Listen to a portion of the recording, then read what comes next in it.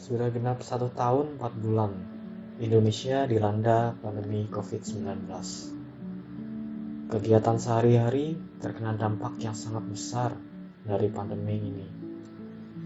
Namun, masih banyak masyarakat yang belum terjangkau mengenai informasi tentang apa yang sedang kita hadapi ini. COVID-19 COVID-19 atau singkatan dari Coronavirus Disease 19 merupakan suatu penyakit menular baru yang sedang ngetren di Indonesia. Virus ini umumnya menyerang saluran pernafasan, terutama pada bagian paru-paru dan hidung. Penyakit ini disebabkan oleh virus corona atau virus SARS-CoV-2 atau yang lebih lengkap dikenal sebagai Severe Acute Respiratory Syndrome Coronavirus 2 dengan bahasa Indonesia Sindrom Pernafasan Akut Berat Coronavirus 2. Virus ini pertama kali dilaporkan terdeteksi di kota Wuhan, Provinsi Hubei, Tiongkok. Tepatnya di pasar grosir makanan laut Wanan pada tanggal 31 Desember 2019. Pada saat itu, pemerintah China memberikan nama sementara penyakit ini sebagai nCoV-2 sebelum pada akhirnya pada tanggal 11 Februari 2020 diberi nama resmi sebagai SARS-CoV-2. Di Indonesia sendiri, virus ini pertama masuk pada tanggal 2 Maret 2020 dan menyebar sampai sekarang. Virus corona menyebar melalui droplet atau percikan air yang tercipta ketika seseorang batuk, bersin, ataupun bernafas. Karena sifat percikan air yang berat, maka percikan air tersebut akan jatuh dan menempel ke permukaan bedah. Percikan air yang mengandung virus ini akan menginfeksi tubuh manusia ketika percikan tersebut terhirup, tertelan, ataupun masuk melalui mata. Mengingat sifat virus ini yang timbul dari droplet, maka virus ini akan sangat sulit terdeteksi, terutama jika percikan air sudah menempel ke permukaan benda.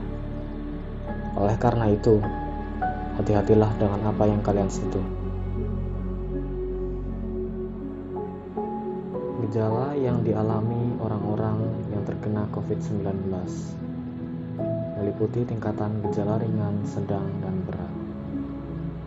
Gejala ringan dari COVID sendiri meliputi demam, kecapean, batuk tanpa dahak, hidung tersumbat, hilangnya indera penciuman dan indera perasa, dan pusing-pusing. Namun ada juga pasien yang pada awalnya tidak merasakan gejala, yang dinamakan OTG atau orang tanpa gejala. Tipe-tipe orang yang seperti ini yang patut diperhatikan, karena resiko menyebarkan penyakit akan lebih tinggi, karena dirinya sendiri tidak mengetahui bahwa dirinya terkena dan menjadi lalai.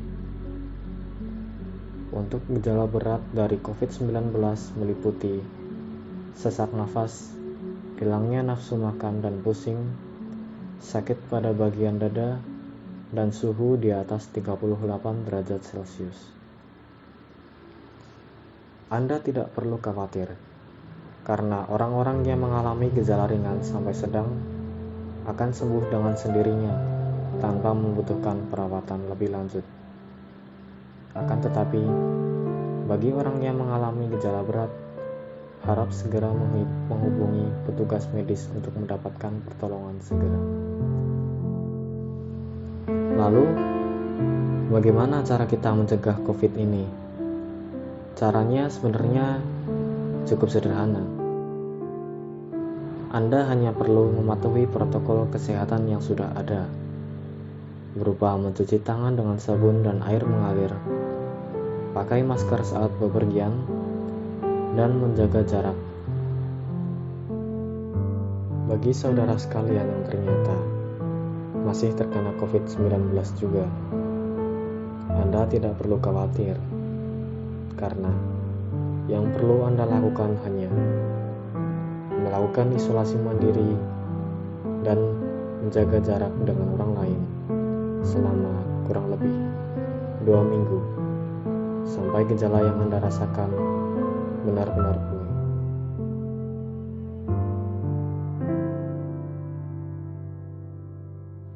Pada akhirnya, untuk kita semua, jangan lupa untuk berolahraga rutin dan makan makanan yang bergizi untuk menjaga imun tetap sehat.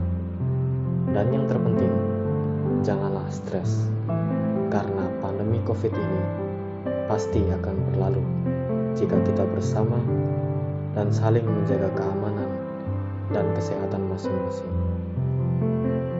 Terima kasih, dan semoga Anda dan keluarga Anda dijauhkan dari virus ini dan sehat sampai pandemi